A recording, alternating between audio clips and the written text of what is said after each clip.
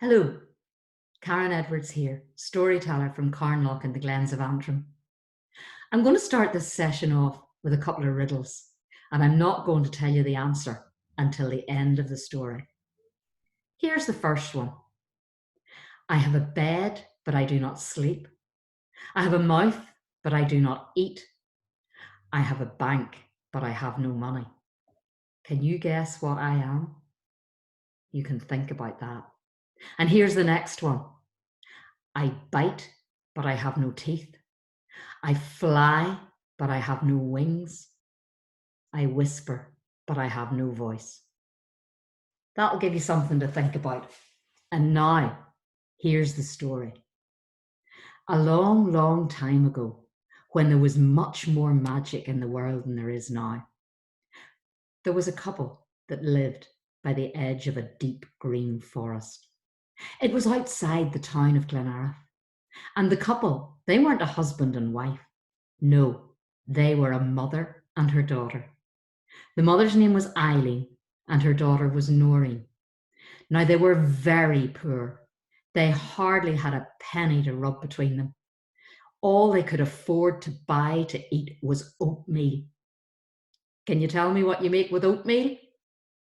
Yep, that's right, porridge. They hardly had money to put clothes on their backs. They had very little furniture. Life was really hard. But Noreen was such a good daughter.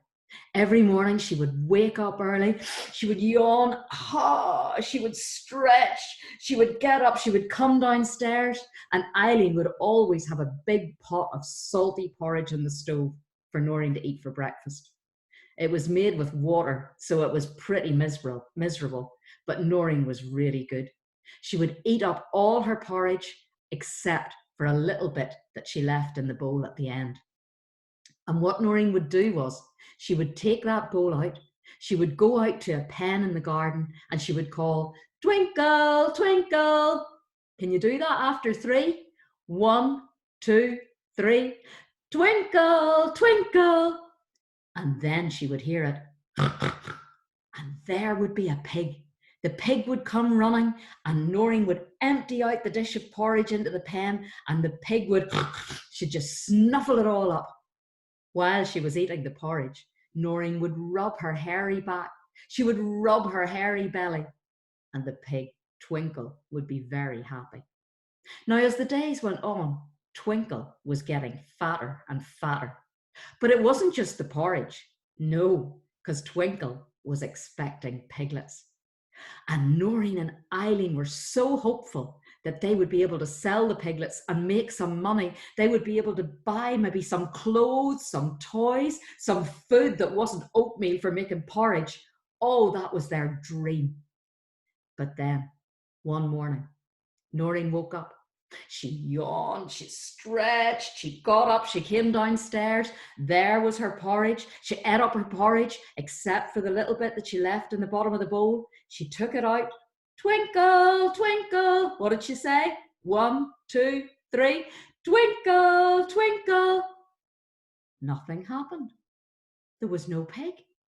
Noreen looked. She walked around the pen. There, lying on the ground, was Twinkle. Her ears had flopped down. Her tail wasn't curly anymore. She was a bad colour. It looked like she wasn't long for this world. Mom, please come quick. There's something the matter with Twinkle. Eileen came running out. She looked at the pig and she burst into tears. It was too hard. That was their only hope in the world for some sort of better life. And now it looked like Twinkle was going to die. Oh no, if only someone could help us to make her better. Just with that, the wind rustled. The leaves on the trees, they rustled. The wind blew them, and it was as if there was magic coming through the forest. And then they looked, and there was a little woman, a little old woman with wisdom written in the lines of her face. She was dressed from top to toe in green, and she was carrying a basket with flowers from the forest and mushrooms. Did I hear that someone had need of my healing powers? Oh, yes, yes. If you can help us make our pig better, we will give you anything. Anything? Yes, anything. I promise you, we'll give you apples from the tree. We'll give you flowers from the garden. We'll give you anything. Well, you're in luck, my dear, because I am a healing woman and I can make your pig better. And the old woman pulled from her pocket a little bottle, a little vial, within which was some liquid. She pulled the stopper out of the bottle. She went over to the pig and she dropped 3 drops onto the pig's ears. And as she did so, this is what she said: pitter patter healing water. Can you say that? Pitter patter healing water. And as she dropped the 3 drops of liquid onto the pig's ears, spring, up the pig's ears jumped. And she walked around to the back of the pig and she dropped 3 drops of liquid onto the pig's tail. And what did she say? Pitter patter healing water, and spring, the pig's tail curled up. And then she took the last of the liquid and she poured it onto the pig's legs. And what did she say? Pitter patter healing water. And the pig jumped up onto all 4s and it ran around the pen and it snuffled up the porridge and it was as good as new. Oh, thank you, you've healed our pig, thank you so much. Now it's my reward. Now I'll tell you what I want. Yes, of course. Can we get you some apples from the tree? No, I've got no teeth. What would I want with apples?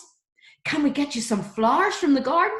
Sure, I have all the flowers in the forest. Why would I want flowers? Well, what can we get you?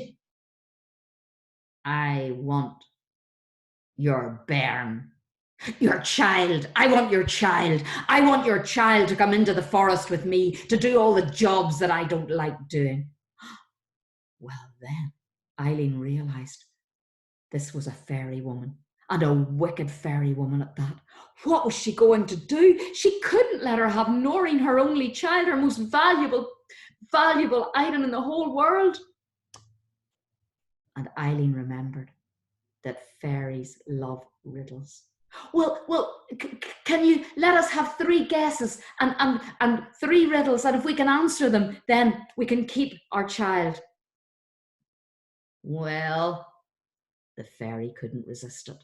Very well. Okay, riddle me this. What goes up but never comes down? Is it your age? It's your age. Well, you're right.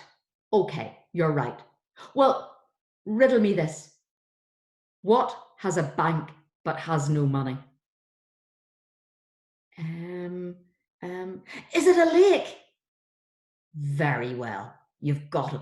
But you won't guess this last one. I'm sick of this. Tell me this. What is my very own name? Your name? How can we know your name? That's not fair. That is the riddle. And I will be back at this time tomorrow. And if you can't answer me that riddle, I will have your child. And with that, the wicked fairy disappeared off into the forest, through the trees. What were they going to do? Eileen and Noreen, they were distraught. I'll go to the town. I'll go to the town. And Eileen went down into the town of Glenarath. Has anybody seen a fairy? Does anybody know her name? Well, the people thought she was mad and they started to avoid her. And when she went to the next town of Cushendall, people had heard about her before she even got there and they crossed to the other side of the street to get away from her. It was no good. She went to Cushendall. And in Cushendon, people wouldn't even come out of their houses. And meanwhile, Noreen was sitting at home and she was crying. She'll never get the name of the fairy. I'm going to have to find it out myself. Off Noreen went into the forest, away in the direction in which the fairy had walked. She walked and she walked. What sort of things do you think she would have seen in the forest? What type of trees would she have seen? Can you guess? Maybe oak? Maybe ash, birch, elder. She might have seen wild creatures.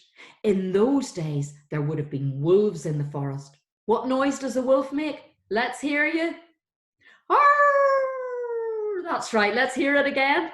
1, 2, 3. Arr! Noreen walked all day. She saw no sign of the fairy. Finally, she sat down on an old tree stump and she cried. She cried and she sobbed and she cried until she had no tears left. And then she wiped the rest of the snot on her sleeve and she just didn't know what to do. When all of a sudden, she heard a strange noise. Da-da-da-da-da-da-da-da-da-da-da-da-da-da-da-da. What was it? Noreen jumped up. She looked around. There was no sign of anyone. And she heard it again. Da-da-da-da-da-da-da-da-da-da-da-da-da-da-da-da. Well, Noreen looked at the tree stump. There was a crack across the top of it. She looked in, and there, underneath the tree stump, was that old fairy woman at her spinning wheel. And she was singing a song. Little kens the good wife at hame, that Whipsy Sturry is my name. What she cannot say, and her child will be mine this very day.